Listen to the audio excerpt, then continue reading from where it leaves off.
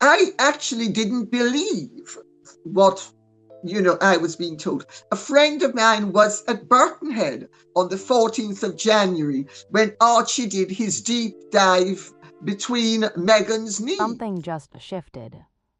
After years of silence, after years of dismissed theories, internet speculation, music, and whispered conversations behind closed palace doors, the ground is finally moving beneath Meghan Markle's feet. And this time it is not a blogger, it is not a Twitter thread. It is not an anonymous comment buried in a forum at 2:00 a.m. This time, a high-level palace courtier has stepped forward and spoken directly to the mainstream media. And what they said is sending shockwaves through royal circles from London to Los Angeles. Stay with me because this story, and I mean every layer of it, is about to get a lot bigger than you think. There are details buried in what's emerging right now that the mainstream press has barely touched. Details that, once you hear them, are going to make you ask questions you cannot unask. So let's get into it from the very beginning because context is everything here. The scandal enters the mainstream. For years, the surrogacy question surrounding Meghan Markle's pregnancies has lived almost exclusively in the shadows. In comment sections on independent YouTube channels, in the private conversations of people who were dismissed as conspiracy theorists the moment they dared to raise their hand. But here is the thing about questions that refuse to go away. They don't disappear snorts just because powerful people want them to, they simmer. They build pressure, and eventually pressure finds a crack. That crack just appeared in the form of Radar Online, one of the snort's few mainstream American media outlets that has been willing, consistently, and courageously to report on Harry and Meghan without the protective filter of Sussex PR. And the story Radar Online just dropped is extraordinary. According to the publication, Buckingham Palace is now facing mounting pressure to remove Prince Archie and Princess Lilibet from the UK's royal line of succession unless and until Meghan Markle provides absolute irrefutable proof that she gave birth to both children herself. Read that again, let it settle. We are not talking about a fringe website. We are not talking about anonymous social media accounts. Radar Online is quoting a high-level palace courtier, a source with direct access to the inner workings of the royal family. Someone who knows things. And here is exactly what that courtier told Radar Online. And I want to read this carefully because every word matters. This scandal comes as no surprise. Speculation about the children has been simmering for years. The kids are sixth and seventh in line to the throne, but have been under cloak and dagger secrecy since they were born. There are so many questions swirling around them. This crisis won't die down until the irrefutable truth comes out. Cloak and dagger secrecy. This crisis won't die down until the irrefutable truth comes out. These are not the words of someone brushing this aside. These are not the words of a palace insider rolling their eyes at internet rumor mongers. This is someone using the language of institutional urgency, someone saying, "This is a real problem and it is not going away." Now ask yourself this, and I genuinely snorts want you to think about it. Why would a palace courtier, a person whose entire professional existence depends on discretion, go on record with a publication like this? What snorts would possess someone at that level to break ranks? Because people in those positions do not speak carelessly. They do not speak accidentally. When a palace insider talks, there is always a reason. So what is the reason here? We are going to come back to that. But first, we need to understand how we got to this point and who has been telling this story long before it was mainstream. Lady Colin Campbell, the voice in the wilderness. There is one name that keeps appearing every time this subject surfaces. One author snorts one commentator. One figure who was raising these questions publicly on the record with her reputation on the line years before anyone else dared to. Lady Colin Campbell, royal author, biographer.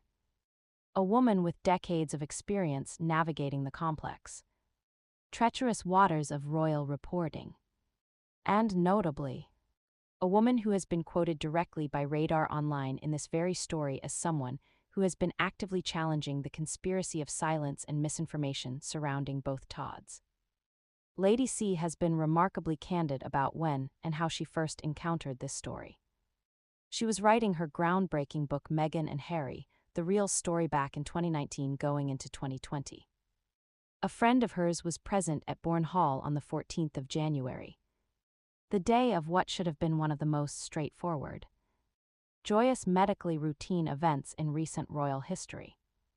Music and what this friend observed raised questions that Lady C initially. And this snorts is important, dismissed entirely. She has said publicly that her first reaction was, "This is crazy. This is lunatic stuff." She thought the people on the internet pushing these theories were, in her words, a load of crazies. And then she started paying attention, and she started asking questions. And she started pulling at threads, and what she found was not reassuring. Because here is the thing about Lady Colin Campbell that is critically important to understand. She is not a woman who benefits from being wrong. She is not a gossip columnist throwing music mud at the wall. She is an author whose credibility is her currency. She has been through 50 years of litigation against major newspaper companies. She has won the largest award ever given to a litigant in person against an insurance company. She is not careless with her words, and she is not afraid of a courtroom. So when Lady C says that this issue has been simmering behind the scenes for some time, you need to take that seriously. When she says she has raised this privately, officially behind the scenes, those words carry enormous weight. But there is something even more significant that Lady C has put on the record, and I want to make sure you understand this fully because it forms the legal and constitutional backbone of this entire debate. The constitutional argument why this is not just gossip. Let me ask you, Music, a direct question, and I want you to genuinely consider it before we move forward. Do you believe a democratic monarchy has the right to demand accountability about who sits in its line of succession? Because that is what this ultimately comes down to. Strip away the celebrity drama, strip away the Netflix shows and the podcast deals and the Instagram aesthetics. Strip all of that away, and you are left with a fundamental constitutional question about entitlement, legitimacy, and the public's right to know who might one day sit on the throne of a nation. Lady Colin Campbell has laid this out with extraordinary precision. From 1688, following the catastrophic controversy surrounding the birth of James II's son and heir.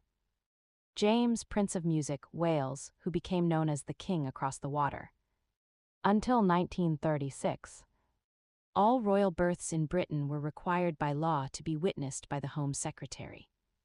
The entire reason that law existed was to prevent exactly the kind of doubt and destabilization that had threatened the crown in the 17th century. False rumors about a royal birth had cost James II his throne. Parliament was not going to allow that to happen again. In 1936, after the birth of Princess Alexandra, that specific requirement was relaxed. And this is the crucial point. It was relaxed because the underlying principle remained intact. Royal births continued to be witnessed and formally signed off on by reputable, credible, verifiable medical practitioners. That practice has been consistently upheld for every single royal birth in the modern era, including the births of Princess Beatrice and Princess Eugenie's babies in recent years. With one exception, two exceptions actually, Music, Archie, and Lilibet. According to Lady Colin Campbell, and this has not been credibly refuted, neither Snort's birth was witnessed and formally signed off in the way that every other modern royal birth has been. Both births were, in her words, shrouded in secrecy. Now pause Snorts here because I know what some of you are thinking. You are thinking, surely in the age of privacy rights, in the era of GDPR and medical confidentiality, it is Snorts perfectly reasonable for a royal couple to choose a more private birth experience. And in ordinary circumstances, you would be absolutely right. Privacy Snorts is a legitimate and important value. But here is where Meghan Markle and Prince Harry's situation is categorically different from an ordinary couple's situation. Their children are 6th and 7th in line to the throne of the United Kingdom in music, 15 other Commonwealth realms. They are not private citizens. Their position in the line of succession music is a matter of constitutional, national, and international significance. And it is precisely because of that significance that the historical requirement for transparency around royal births existed in the first place. As Lady C has put it plainly, the monarch has a duty, a constitutional duty, to ensure there is no doubt about the entitlement of any person closely positioned in the line of succession. It does not matter if you are the 57th in line, but it absolutely matters if you are the 5th, 6th, or 7th. And there is a further layer to this that most commentators are not discussing. Even if Meghan Markle did carry the children herself, even if the pregnancy was entirely natural and straightforward, there is still a legal question about egg provenance. Because British succession law is clear.